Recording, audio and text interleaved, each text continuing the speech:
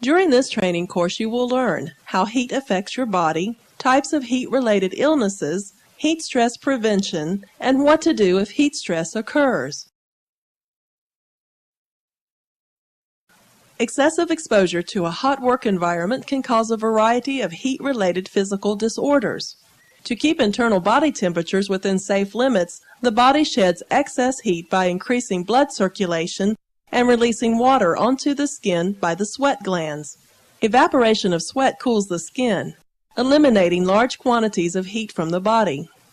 Several internal and external factors affect the ability of the body to control temperature. Internal factors include amount of physical exertion, illness, medication, and how accustomed to heat your body has become. External factors include air temperature, humidity, types of clothing, and airflow. If the body cannot regulate its internal temperature, physical effects such as heat stroke can occur.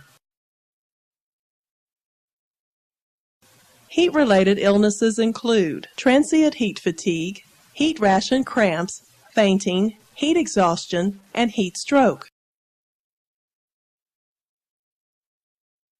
Transient heat fatigue is a temporary state of discomfort which includes both mental and physical strain caused by prolonged exposure to hot environments. Symptoms include a decline in task performance, coordination, and alertness. The severity of transient heat fatigue can be lessened by a period of gradual adjustment to the hot environment.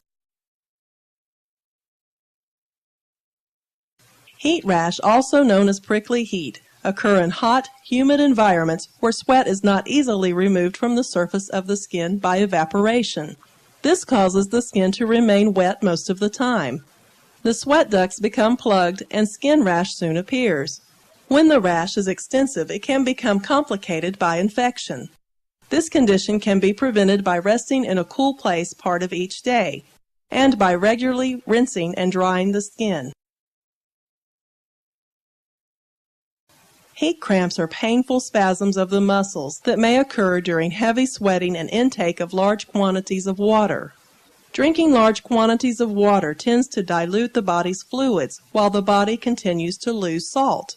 Low salt levels in the muscles causes painful cramps. The affected muscles may be part of the arms, legs, or abdomen, but tired muscles, those used in performing the work, are usually the ones most susceptible to cramps. Cramps may occur during or after work hours and may be relieved by drinking salted liquids. Fainting is caused by lack of oxygen to the brain. People who are not accustomed to hot environments and who stand erect and immobile in heat may faint. As the body attempts to control internal temperatures, the blood vessels in the skin and lower areas become enlarged. Blood then pools in the lower body rather than returning to the heart to be pumped to the brain. After lying down, most people fully recover. Simply moving around can prevent blood from pooling and will prevent fainting from the heat. Heat exhaustion is caused by the loss of large amounts of fluid by sweating, sometimes with excessive loss of salt. Heat exhaustion includes several symptoms that may resemble the early symptoms of heat stroke. Symptoms may include clammy, moist skin, pale or flushed complexion, weakness or fatigue, giddiness, nausea, and headache. In more serious cases, the victim may vomit or lose consciousness. Treatment involves having the victim rest in a cool place and have them drink plenty of liquids. Victims with mild cases of heat exhaustion usually recover quickly with this treatment. Severe cases of heat exhaustion may require extended care for several days. If the victim does not feel better in a few minutes, call for emergency help. Heat exhaustion may lead to heat stroke. Heat stroke is a life-threatening condition. It occurs when the body's temperature regulatory system fails and sweating becomes inadequate.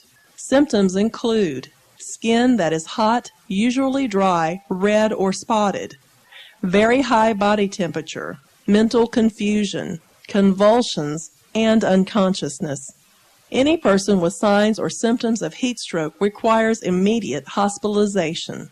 Immediate first aid includes removing the victim to a cool area, thoroughly soaking the clothing with water and vigorously fanning the body to increase cooling.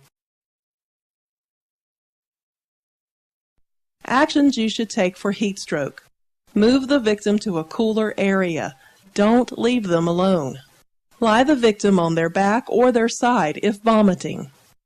Evaluate the physical condition of the victim. Cool the victim by any means available, such as by fanning or with water or ice.